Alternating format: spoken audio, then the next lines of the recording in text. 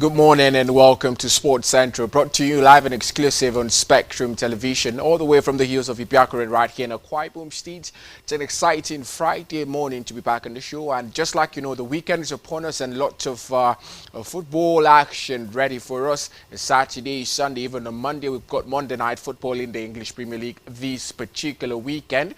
Well, also in the tennis world, we have actions. Currently, the Asian swing is in full gear, and we have action in the Beijing Open for the WTA category. And for the men, Shanghai Rolex Masters already kick-started, and we have some big names already getting early upsets in the competition. These and many more would form the crux of our conversation this particular month. But just before we start, we'll take a look at what's trending in Sport Wrap-Up. My name is Mfono Bongitina. Welcome to Sports Central.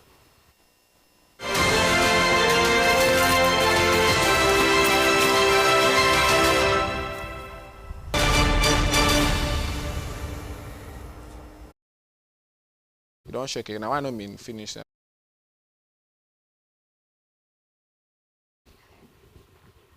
Now we'll start from the ATP category, where Ben Shelton missed the opportunity to boost his touring hopes and his return to tour on Friday, which was yesterday, where he lost to former champion, talking about David Goffin, in the Shanghai Rolex Masters.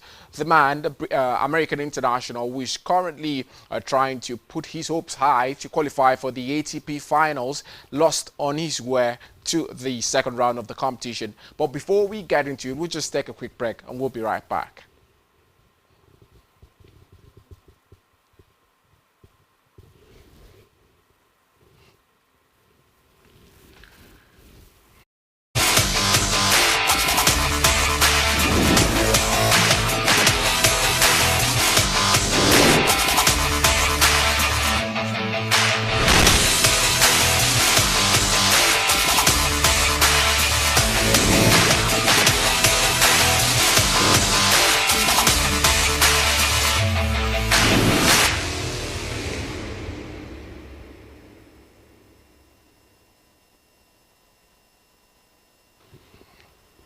And sorry for that break in transmission, but Ben Shelton missed the opportunity to boost his touring hopes at his return to tour on Friday, which was yesterday, where he lost to former world number 7 David Goffin in the second round at the Shanghai Rolex Masters. The Belgian earned a 6-2, 6-4 win to capture his second top 10 win of the season.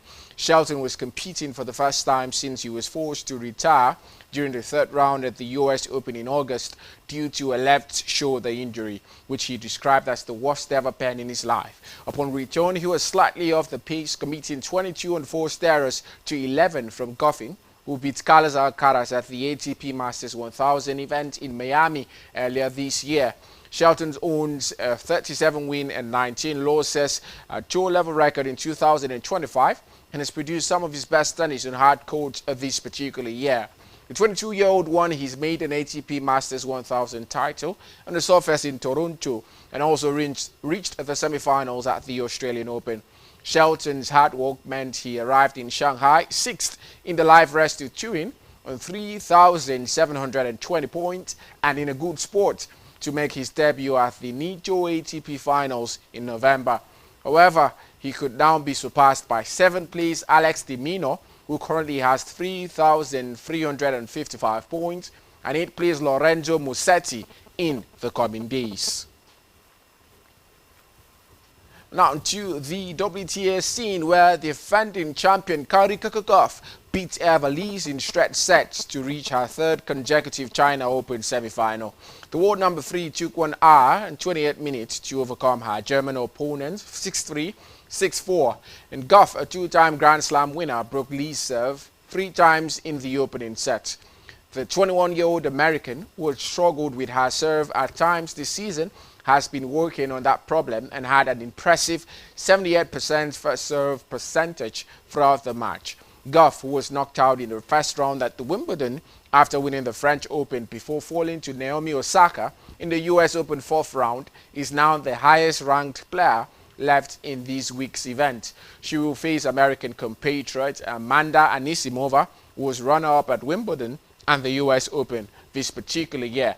Anisimova, seeded second, came from a set down to beat Italy's Jasmine Paolini 6-7, 6-3, 6-4, and will play in her 6th semi-final of the year.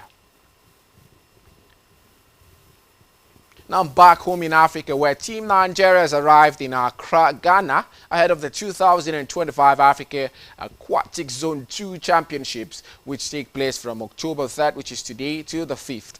The delegation, comprising a promising mix, is reportedly in high spirits as they prepare to compete against some of the region's best. The team, which departed Nigeria on Thursday, wasted no time settling in, holding its first training session early today to acclimatize and fine-tune preparations ahead of the championship. Led by the Secretary of the Nigeria Aquatics Federation, Taiwo Oris, the contingent is under the technical guidance of Coach Abiodun Ojomo, who expressed confidence in the team's readiness and determination to represent the country with pride. The Africa Zone 2 Championship, organized under the Africa Aquatics umbrella, brings together swimmers from across West and Central Africa. The event is considered both a competitive platform for elite athletes and a key development opportunity for emerging talent. Nigeria will be aiming to improve on its past performances and secure podium finishes, drawing on the youthful energy and ambition of its swimmers to make a strong impact. And now to Chile, where the Flying Eagles of Nigeria reignited their FIFA Under-20 World Cup campaign with a dramatic 3-2 victory over Saudi Arabia in a high-octane Group F encounter at the Estadio Fisco today morning. Still reeling from an opening day defeat, Nigeria came into the match needing a response and delivered almost immediately as forward Nasiru Salihu capitalized on the defensive error to slot home inside 20 minutes. In the 21st minute, Amar Al-Yuhaibi produced a moment of magic, lifting a delicate clip over Nigeria goalkeeper Ebenezer Harkat to level the score, a contender for goal of the tournament.